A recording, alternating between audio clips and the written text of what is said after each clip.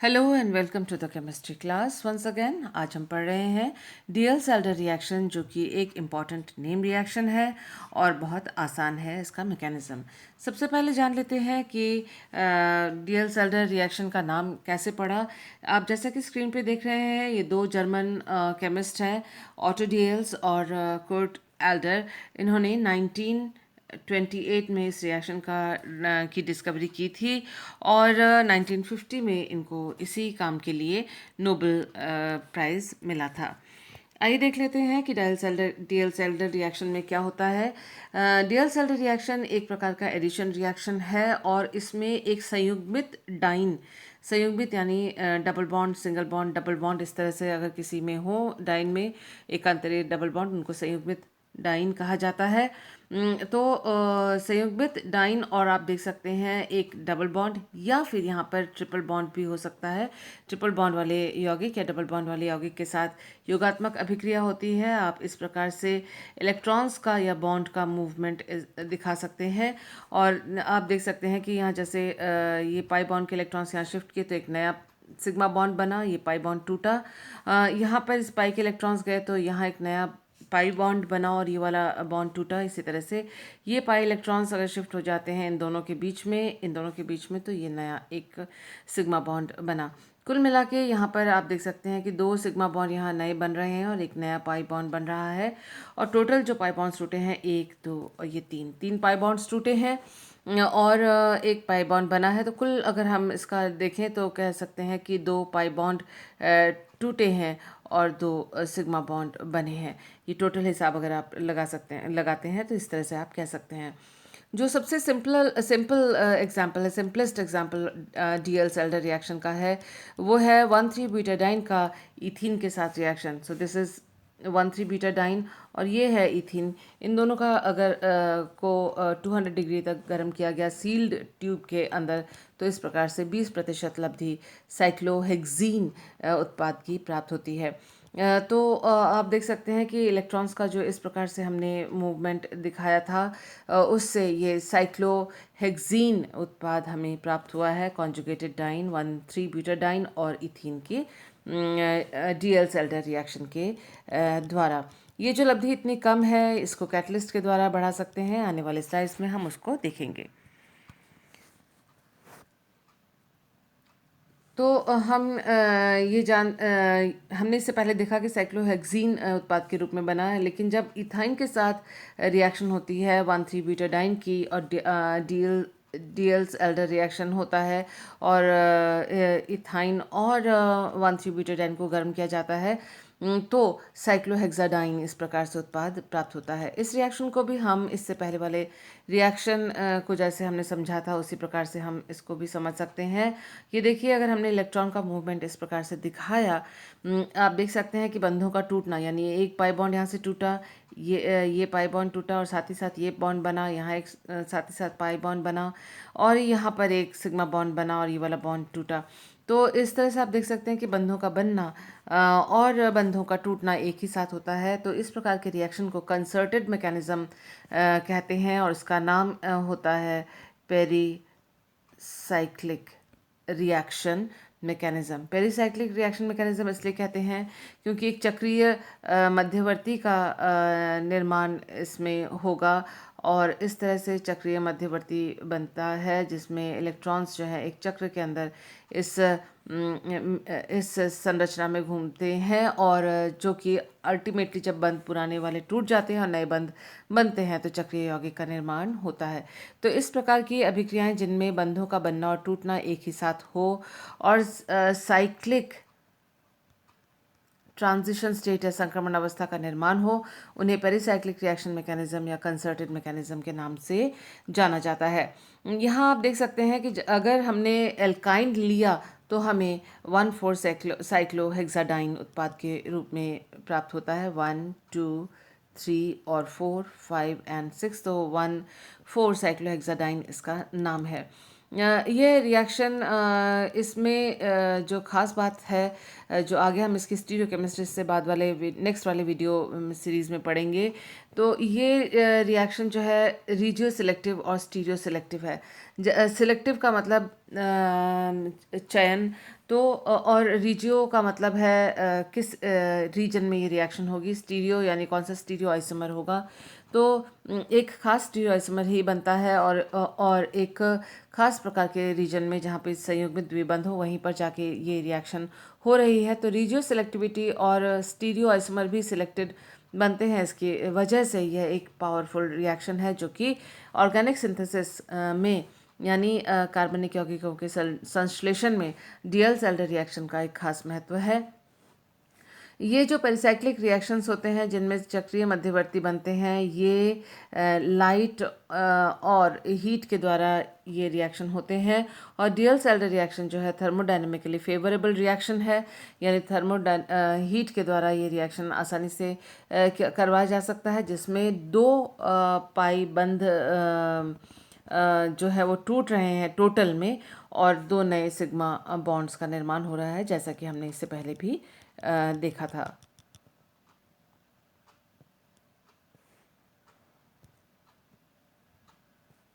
यहाँ कुछ एग्जांपल्स हैं डियल्स-एल्डर रिएक्शन के। आप इसमें एक मिस्टेक है, मैं पहले आपको बता दूं। ये जो डबल बॉन्ड है, क्योंकि ये इमेजेस मैंने गूगल इमेजेस लिए हैं तो वहाँ गलती थी। ये डबल बॉन्ड नहीं होगा, इसकी जगह पे यहाँ और यहाँ डबल बॉन्ड होगा। तो जब आप आप इससे नोट्स बना रहे हैं तो यहाँ डबल बॉन्ड यहाँ पर नहीं बनाइएगा। तो ये एक डाइन की तरह कार्य कर रहे हैं, ये सारे डाइन्स हैं, और ये जो हैं वो डाइनोफाइल हैं। डाइन की ओर आकर्षित होने वाले यौगिक को डाइनोफाइल कहा जाता है। तो आप देख सकते हैं कि इस प्रकार से हम यहाँ पर भी इलेक्ट्रॉन्स के मूवमेंट को दिखा के इस तरह से साइक्लोहेक्सीन उत्पाद को बनना दिखा सकते हैं। उसी प्रकार से अगर यहाँ पर एक डबल बॉन्ड हो और यहाँ डबल बॉन्ड हो, मैं इसको दोबारा क्लियरली आपको बना के बताती हूँ। डबल बॉन्ड अपने को एक यहाँ रखना है और डबल बॉन्ड यहाँ रखना है। ये वाला डबल बॉन्ड नहीं होगा, इसको नोट्स में नहीं बनाना है। तो जब इसमें रिएक्शन होगा तो ये वाला कार्बन और ये वाला कार्बन जो है इन दोनों कार्बन के साथ जुड़ जाएंगे, और ये जो हिस्सा है वो ये हिस्सा है। तो इस तरह से एक ब्रिज वाला जो यौगिक है वो प्राप्त होगा। आप इसको ध्यान से देखें कि ये जो हिस्सा है वो यहाँ पर हिस्सा है और ये यहाँ पर है। तो ये 6 मेंबर्ड या 6 सदस्यीय वलय जो है ये बन रही है, 6 सदस्यीय वलय, जिसका ये वाला एटम ये है, ये वाला एटम ये है, ये वाला एटम, मैं इसको क्लियरली बना के बताती हूँ आपको। ये जो एटम है वो ये है, ये वाला एटम ये है, ये वाला एटम ये है, और ये वाला एटम ये है। ये जो दोनों हैं कार्बन जो डियल्स-एल्डर रिएक्शन में पार्टिसिपेट नहीं कर रहे हैं वो ये हैं, और ये जो द्विबंध के कार्बन थे वो ये और ये हैं। मतलब ये आप ये वाला मान लीजिए, ये वाला मान लीजिए। इस तरह से 6 सदस्यीय वलय बनता है जिसमें एक डबल बॉन्ड है, और यहाँ पर 2 पाई बॉन्ड्स थे। इन पाई बॉन्ड को आप यहाँ और यहाँ बनाएंगे। ये वाला पाई बॉन्ड जो है गूगल इमेज में गलत बना हुआ है। इसके साथ में आप देख सकते हैं कि ये जो उत्पाद हमें प्राप्त हुआ है ये एक ब्रिज कंपाउंड के नाम से जाना जाता है। पुल जैसा बना हुआ है इन दोनों कार्बन के बीच में, तो ये ब्रिज्ड उत्पाद या ब्रिज कंपाउंड के नाम से इसको जाना जाता है, क्योंकि ये इस कार्बन और इस कार्बन के बीच में ब्रिज का काम कर रहा है। तो ये रहा 6 सदस्यीय वलय, जो कि आपको मैंने अभी बताया 1 2 3 4 5 एंड 6। इस 1 2 3 4 5 एंड 6 इनका इस्तेमाल करते हुए ये दोनों ब्रिज का निर्माण कर रहे हैं।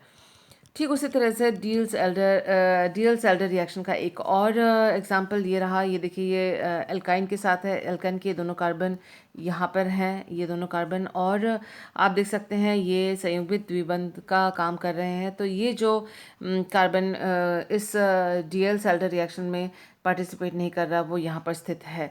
इसके अलावा 1 2 3 4 5 और 6, तो ये कार्बन है 1 2 3 4 5 और 6।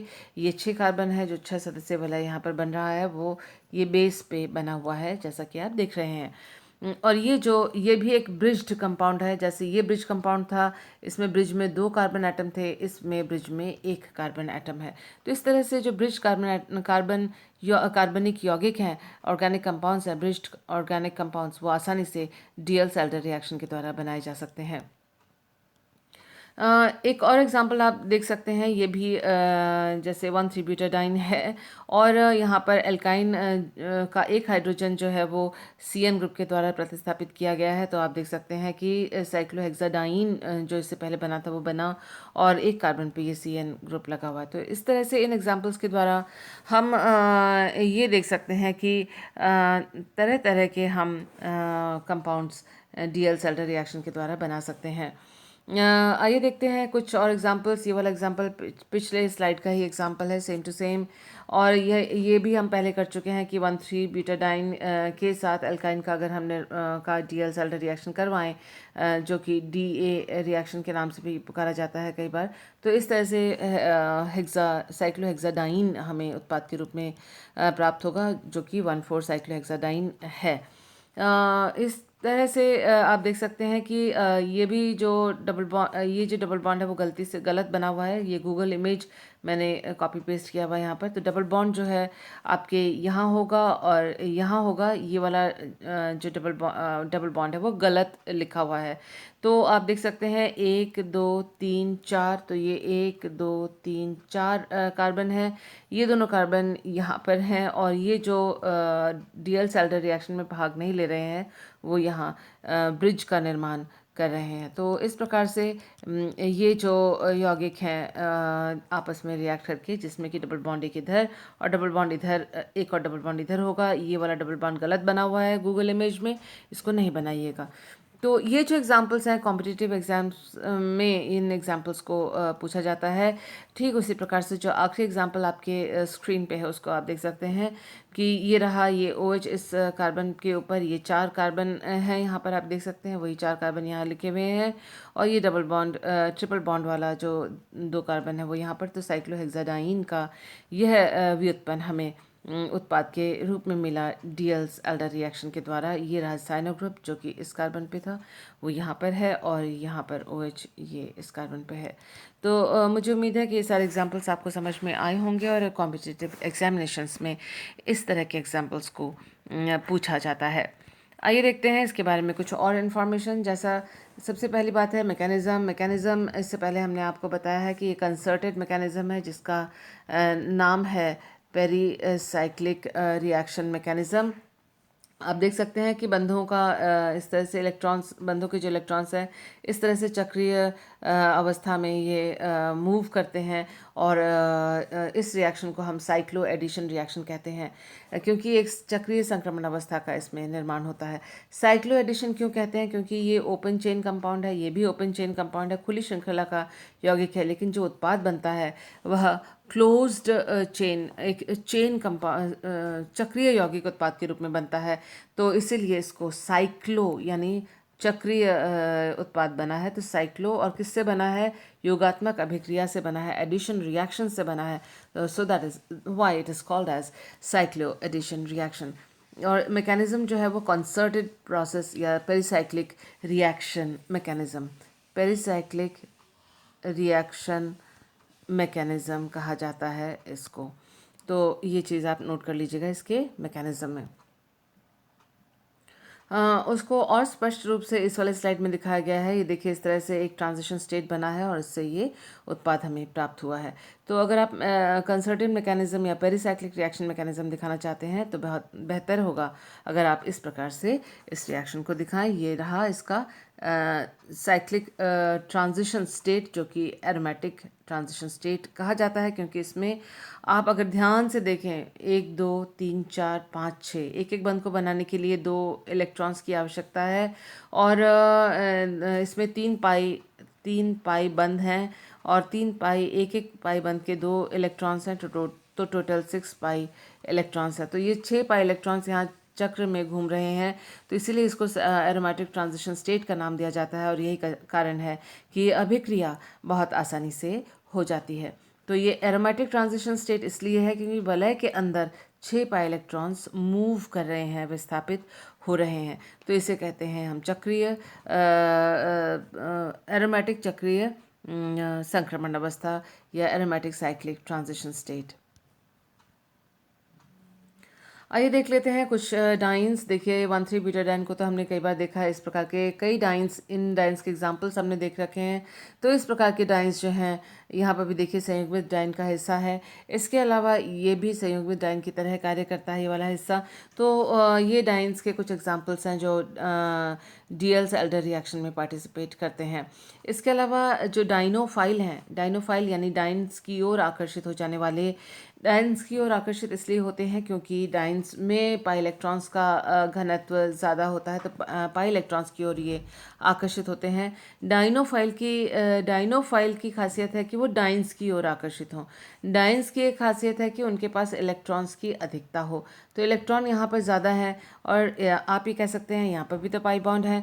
इसीलिए आप अगर ध्यान से इन एग्जाम्पल्स को देखें तो आपको पता पड़ेगा, हर एग्जाम्पल जो डाइनोफाइल का है उसमें एक सी डबल बॉन्ड ओ या सी ट्रिपल बॉन्ड एन या सी डबल बॉन्ड ओ, इस प्रकार के जो समूह इसके साथ जुड़े हुए हैं। खास ध्यान देने वाली बात यह है कि सी डबल बॉन्ड ओ में ऑक्सीजन इलेक्ट्रोनेगेटिव या विद्युत ऋणी है और पाई बंध के इलेक्ट्रॉन्स अपनी ओर आकर्षित करता है, जिसकी वजह से देखिए अगर ये पाई बंध के इलेक्ट्रॉन ऑक्सीजन अपनी ओर आकर्षित करेगा तो ये कार्बन जो है इलेक्ट्रॉन न्यून होने लगेगा। इस वजह से ये इधर जो डबल बॉन्ड है उससे इलेक्ट्रॉन्स को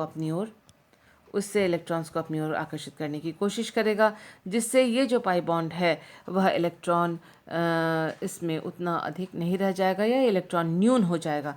कुल मिला के ये जो डाइनोफाइल है वो डाइनोफाइल इसलिए है क्योंकि इसमें इन कार्बन पर इलेक्ट्रॉन की न्यूनता है, कार्बोनाइल कार्बन पर इलेक्ट्रॉन की न्यूनता है, इलेक्ट्रॉन्स की डेंसिटी यहाँ कम है। तो इलेक्ट्रॉन्स की डेंसिटी कम होने की वजह से जहाँ इलेक्ट्रॉन की डेंसिटी ज़्यादा है यानी डाइन्स, उनकी ओर ये आकर्षित हो जाते हैं।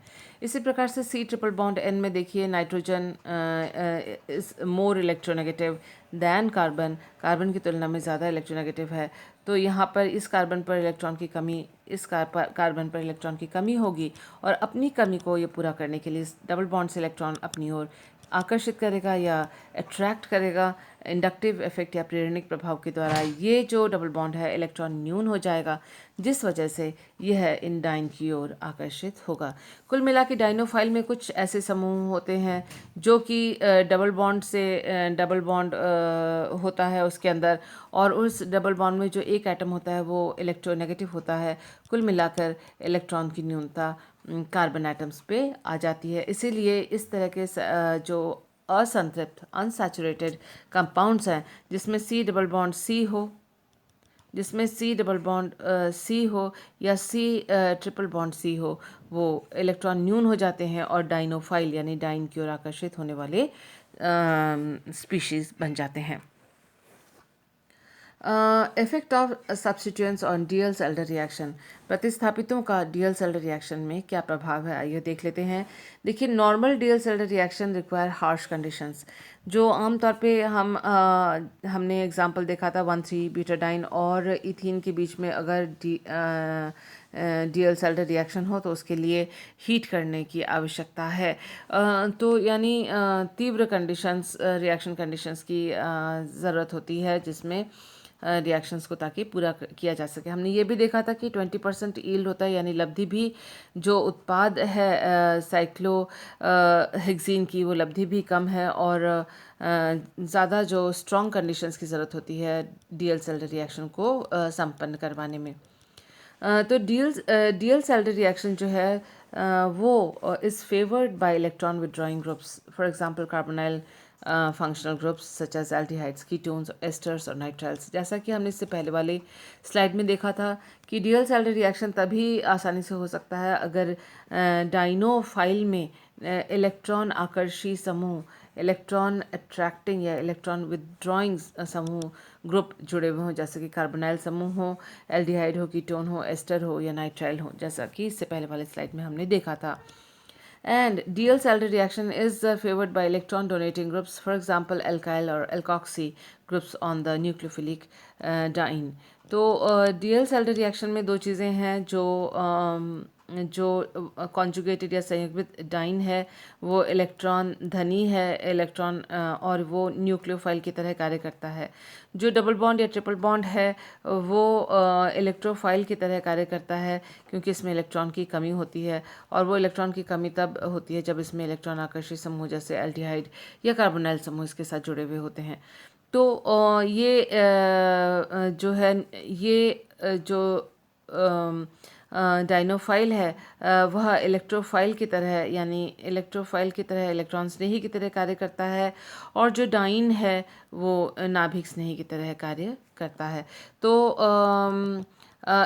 जो 1,3 बीटाडाइन या कॉन्जुगेटेड डाइन है उन पे इलेक्ट्रॉन की अधिकता वाले समूह जैसे अल्काइल ग्रुप, एल्कोक्सी ग्रुप, वो इसके इलेक्ट्रॉन्स की के घनत्व को बढ़ा देते हैं, और इससे जो ड्यूअल सेल्डर रिएक्शन है वो आसानी से हो जाता है। इसके अलावा जो डाइनोफाइल है यानी डबल बॉन्ड या ट्रिपल बॉन्ड, उसमें इलेक्ट्रॉन विदड्रॉइंग यानी इलेक्ट्रॉन आकर्षी समूह अगर जुड़े हुए हों तो ड्यूअल सेल्डर रिएक्शन फास्ट होती है। तो ये याद रखिएगा, इलेक्ट्रॉन दाता समूह डाइन के साथ जुड़े हुए हों और इलेक्ट्रॉन आकर्षी समूह अगर डबल बॉन्ड या ट्रिपल बॉन्ड यानी डाइनोफाइल से जुड़े हुए हों तो ड्यूअल एल्डर रिएक्शन फास्ट होती है। एक और चीज़ हमको इसमें जान लेनी चाहिए कि जो डाइन्स हैं उनको हमने इस प्रकार से ड्यूअल सेल्डर रिएक्शन में दिखा के इस प्रकार से दिखाया है। अगर आप इसको ध्यान से देखें तो आप देखेंगे कि ये जो डबल बॉन्ड है ये सिंगल बॉन्ड के सिग्मा बॉन्ड के दो विपरीत दिशा में है, तो यानी एस ट्रांस इसको कहा जाएगा। और आप ये देख सकते हैं कि यहाँ पर ये जो सिग्मा बॉन्ड है उसके दोनों एक ही तरफ अगर डबल बॉन्ड है तो उसको एस सिस कहा जाता है। आप देख सकते हैं कि जब ड्यूअल सेल्डर रिएक्शन हम करवाते हैं तो इस वाले अवस्था में हम ड्यूअल सेल्डर रिएक्शन को करवाते हैं, क्योंकि बंधों का बनना और बंधों का टूटना एक साथ होता है। आपने देखा था कि इस तरह से इलेक्ट्रॉन्स का मूवमेंट हुआ था पेरिसाइक्लिक रिएक्शन में, इस तरह से इलेक्ट्रॉन का मूवमेंट हुआ था और बंधों का बनना और टूटना एक साथ हुआ था। लेकिन अगर ये द्विबंध दोनों विपरीत दिशा में होंगे तो चक्रीय यौगिक का निर्माण नहीं हो सकेगा, चक्रीय संक्रमण अवस्था का निर्माण नहीं हो सकेगा। इसलिए ये जो कॉन्फॉर्मेशन, ये जो संरूपण है, यह अधिक स्थायी होते हुए भी ये ड्यूअल सेल्डर रिएक्शन में काम नहीं आ सकता है, और ये जो संरूपण है वो कम स्थायी होते हुए भी ड्यूअल सेल्डर रिएक्शन में पार्टिसिपेट करता है। और अगर ये भाग ले तो एक्टिवेशन एनर्जी यानी सक्रिय ऊर्जा कम हो जाती है। अगर ये भाग ले तो इसको ये जो सिंगल बॉन्ड है उसके चारों तरफ इसको घुमा के वापस इस अवस्था में लाया जाता है, और जिसके लिए अधिक ऊर्जा की आवश्यकता होती है। जो एस ट्रांस कॉन्फॉर्मेशन है वह 2.8 किलो कैलोरीज पर मोल अधिक स्थायी है, यानी इसकी जो ऊर्जा है वो इसके तुलना में 2.8 किलो कैलोरीज पर मोल इसके तुलना में कम है।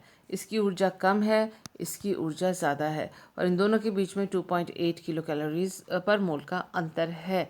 लेकिन अभिक्रिया को करने के लिए इसी संक्रमण अवस्था की आवश्यकता होती है, और इसका इस्तेमाल जब होता है तब लो एक्टिवेशन एनर्जी यानी कम सक्रिय ऊर्जा की आवश्यकता होती है। ये दोनों एक दूसरे में कमरे के ताप पर ही जो इस बंध के चारों ओर रोटेशन घूर्णन के द्वारा एक दूसरे में परिवर्तित होते हैं, या हीट देने से भी एक दूसरे में परिवर्तित हो जाते हैं। एक बात जो पूछी जाती है कॉम्पिटिटिव एग्जामिनेशंस में कि अगर हमने पेंटाडाइन को साइक्लोपेंटाडाइन को अगर हमने बॉटल में स्टोर किया तो 2 दिनों के बाद या एक कुछ समय के बाद हमें साइक्लोपेंटाडाइन हमको मिलेगा ही नहीं उस बॉटल के अंदर, उस पैकिंग के अंदर। ऐसा क्यों? क्योंकि साइक्लोपेंटाडाइन के जो 2 मॉलिक्यूल्स हैं, एक डाइन की तरह है और एक डाइनोफाइल की तरह रिएक्ट करके इस प्रकार से डाई साइक्लोपेंटाडाइन उत्पाद प्रदान करते हैं। और इसमें भी ये जो एंडो आइसोमर है, यानी जो ये वलय है, ये इस वाले वलय के पास तो एंडो आइसोमर, और अगर इस वलय से दूर हो जाता तो ऐसी स्थिति में उसको कहते हैं हम एक्सो आइसोमर। तो वो एक्सो आइसोमर नहीं बनता है बल्कि एंडो आइसोमर बनता है। इससे नेक्स्ट वाले वीडियो में जो डायल्स-एल्डर का वीडियो रिएक्शन का वीडियो हम बनाएंगे, मैं बनाऊंगी, उसमें आप इस एंडो एक्सो को और बेहतर तरीके से समझ सकेंगे। तो at room temperature the equilibrium lies far to the right. अगर हम कमरे के ताप पर देखेंगे तो जो साम्य है राइट हैंड यानी डाईसाइक्लोपेंटाडाइन की ओर खिसका हुआ होता है, और with enough heat the reverse reaction becomes energetically accessible. तो आप ये कह सकते हैं कि हम साइक्लोपेंटाडाइन को कभी हम स्टोर ही नहीं कर सकते। ऐसी बात नहीं है कि एक बार जब डियल्स-एल्डर रिएक्शन के द्वारा ये डाईसाइक्लोपेंटाडाइन का एंडो उत्पाद प्राप्त हो जाता है, अगर हम काफ़ी इसको हीट दें तो ये रिएक्शन वापस भी हो जाती है, रिवर्सिबल रिएक्शन है, और हमको साइक्लोपेंटाडाइन वापस प्राप्त हो जाता है।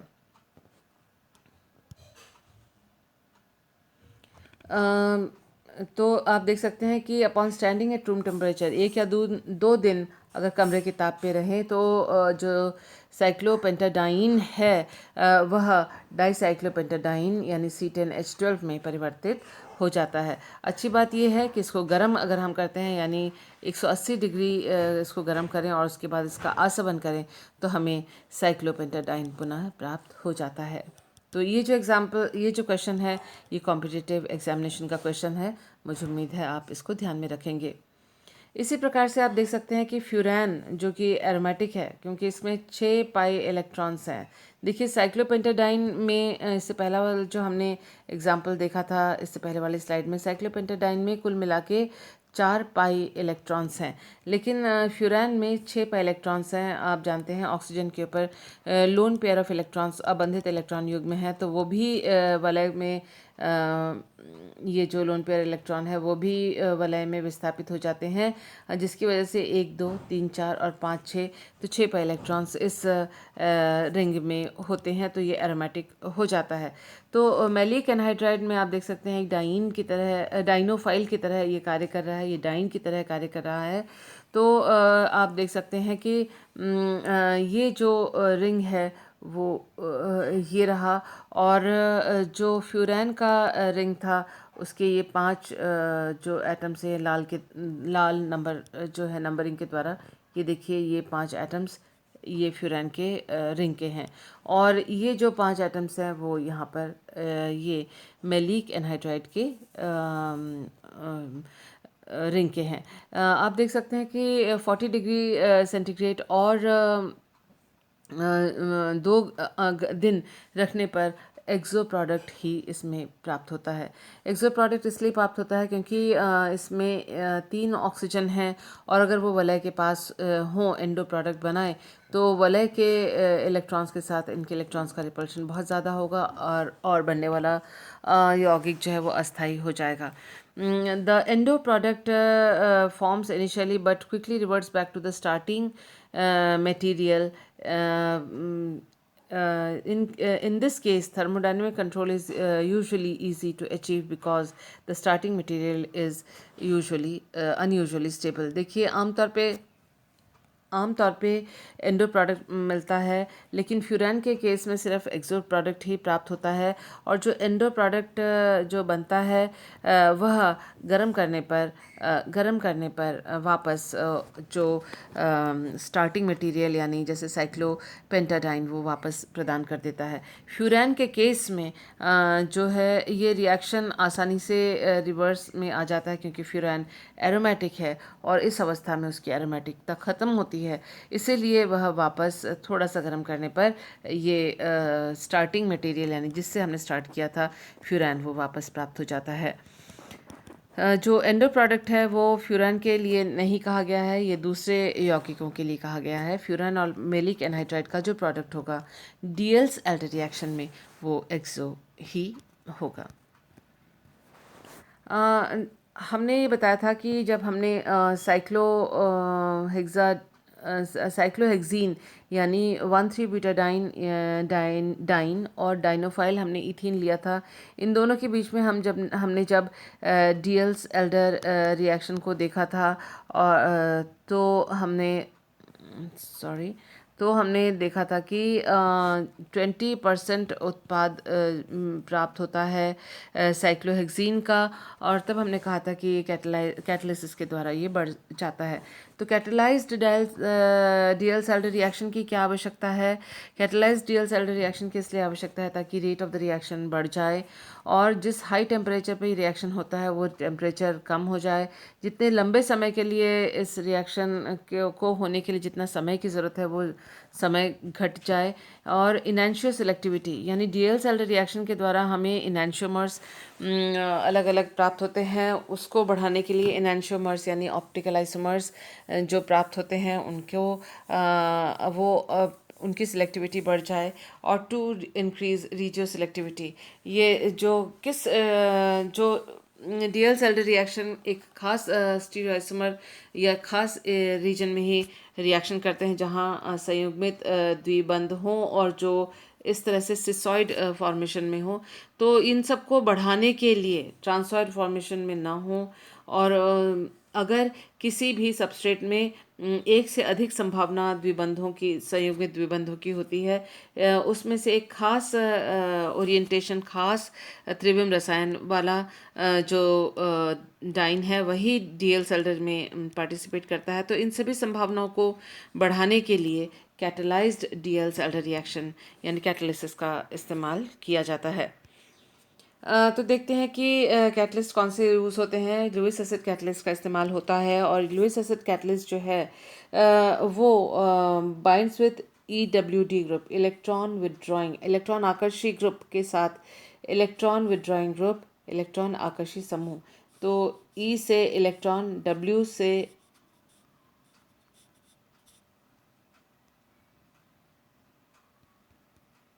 विदड्रॉइंग यानी खींचने वाला, तो इलेक्ट्रॉन विदड्रॉइंग ग्रुप। और डी से विदड्रॉइंग का शॉर्ट फॉर्म इन्होंने WD लिखा हुआ है। आप इलेक्ट्रॉन आकर्षी समूह लिख सकते हैं, इलेक्ट्रॉन विदड्रॉइंग।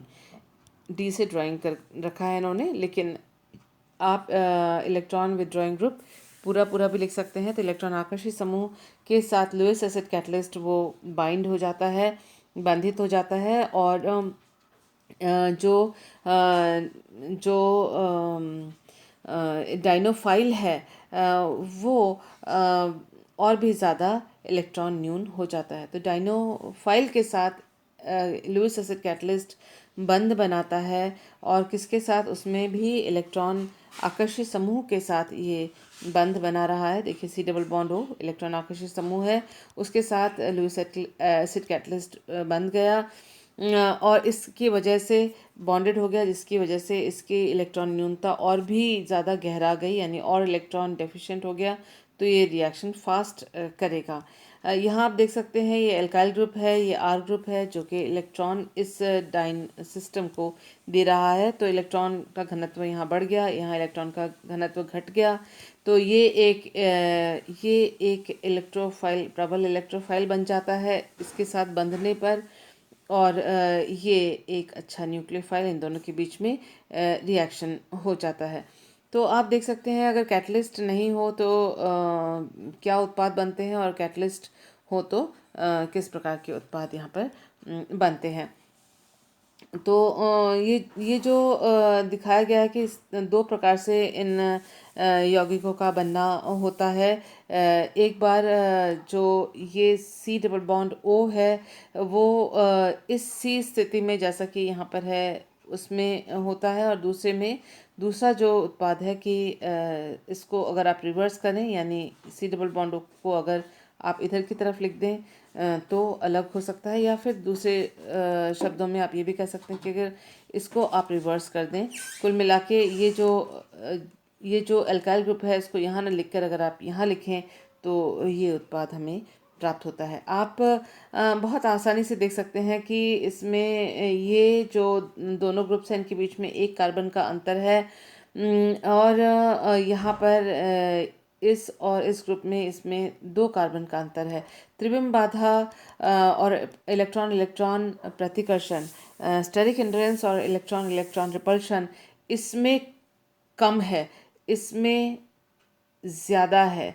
तो जहाँ प्रतिकर्षण और बाधा कम हो वो ये है, तो इसका जो अमाउंट है, इसकी जो क्वांटिटी है, इसकी जो तादाद है या इसकी लब्धि वो अधिक है, जैसा कि आप देख सक रहे हैं, क्योंकि इसमें त्रिविम बाधा और इलेक्ट्रॉन इलेक्ट्रॉन रिपल्शन कम है। तो विद कैटलिस्ट ये अमाउंट बढ़ गया और विदाउट कैटलिस्ट ये उससे कम था। तो इस तरह से आप जो कैटलिस्ट का जो फ़र्क है वो इसके अंदर आसानी से देख पा रहे हैं।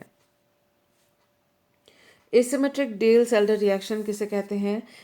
जो नया कार्बन बना है, एक नया एक कायरल कार्बन बना है, सॉरी नया कायरल कार्बन बना है, कायरल कार्बन यानी एसिमेट्रिक कार्बन बना है डीएल्स एल्डर रिएक्शन के द्वारा।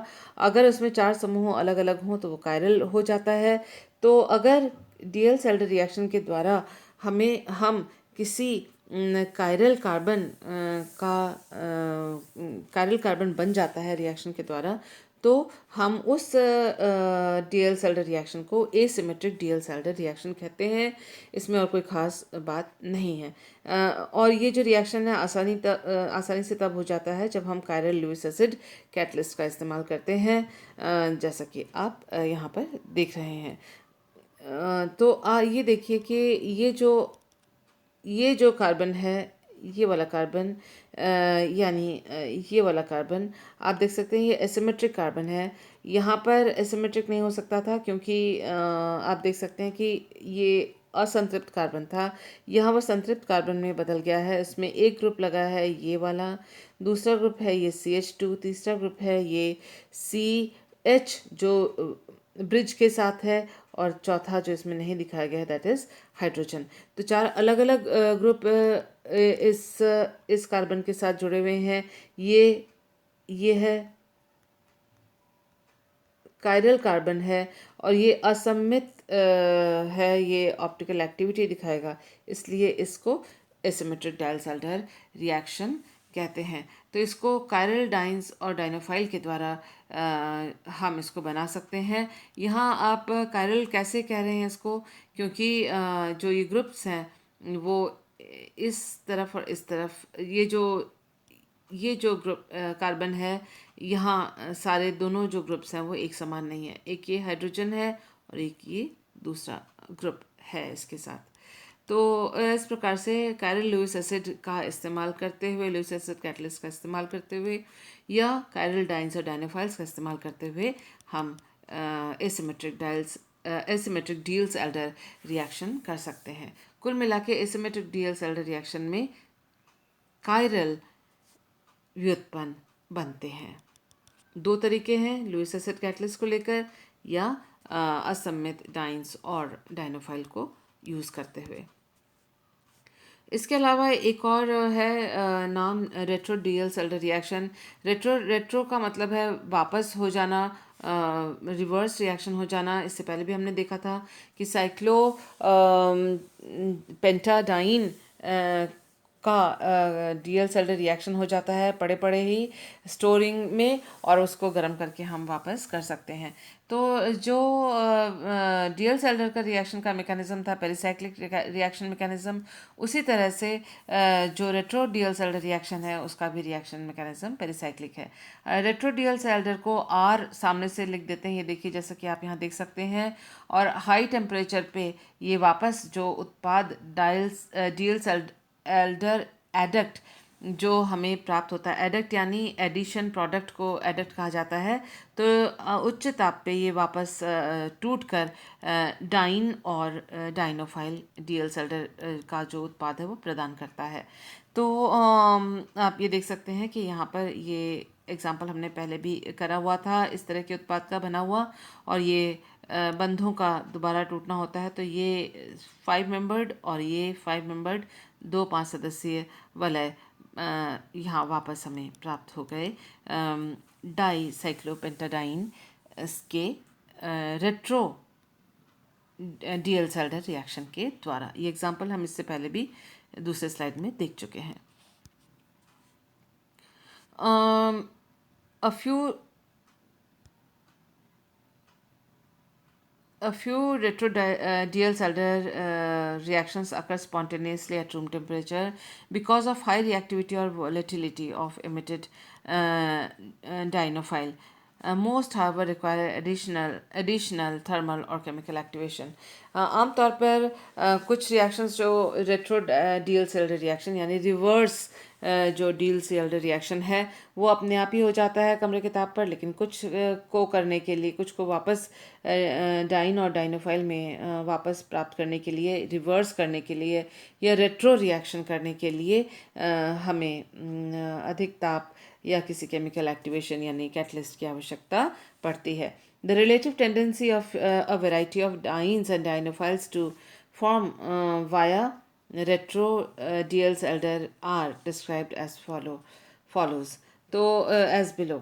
तो आप देख सकते हैं कि ये जो डाइन है ये वाले और ये डाइनोफाइल, उनका जो क्रम है रेट्रो डीएल सेल्डर रिएक्शन, रेट्रो यानी वापस हो जाना, वापस प्रोडक्ट वापस सबस्ट्रेट को रिएक्टेंट्स को प्रदान करना, और इसको आप रिवर्स्ड भी कह सकते हैं, लेकिन रेट्रो शब्द जो है वो ज़्यादा इस्तेमाल में होता है। आप देख सकते हैं कि फ्यूरैन जो कि एरोमेटिक है, पायरॉल जो कि एरोमेटिक है, वो रेट्रो रिएक्शन बहुत आसानी से देते हैं अगर वो डाइन के रूप में इस्तेमाल हो रहे हों, और सबसे कम आसानी से यानी सबसे मुश्किल से ब्यूटाडाइन रेट्रो डीएल सेल्डर रिएक्शन प्रदर्शित करता है। उसी तरह से जो N2CO2 इत्यादि डाइनोफाइल अगर हों तो रेट्रो डीएल रिएक्शन बहुत डीएल सेल्डर रिएक्शन आसानी से दिखाते हैं, लेकिन एल्कीन्स और एल्काइंस जो हैं वो रेट्रो डीएल सेल्डर रिएक्शन इतनी आसानी से नहीं दिखाते। उनको उच्च ताप या उस तरह से रिवर्स करने के लिए कोई केमिकल एक्टिवेशन, रासायनिक सक्रियता की आवश्यकता होती है। तो ये था डीएल सेल्डर रिएक्शन के बारे में कुछ बेसिक जानकारियाँ। और आप इसमें जो एग्जांपल्स हैं उनका ध्यान रखिएगा कि किस प्रकार से एग्जांपल्स हमने किए हैं डीएल सेल्डर रिएक्शन के, और स्टीरियोकेमिस्ट्री के बारे में इसके नेक्स्ट वाले वीडियो में आपको मैं बताऊंगी। तो मुझे उम्मीद है कि आपको समझ में आया होगा। वीडियो को पॉज करते हुए ध्यान से देखिएगा, रोकते हुए इसका जो स्ट्रक्चर है और नोट्स हैं वो रोकते हुए बनाइएगा, पॉज करते हुए। Thank you for being with me.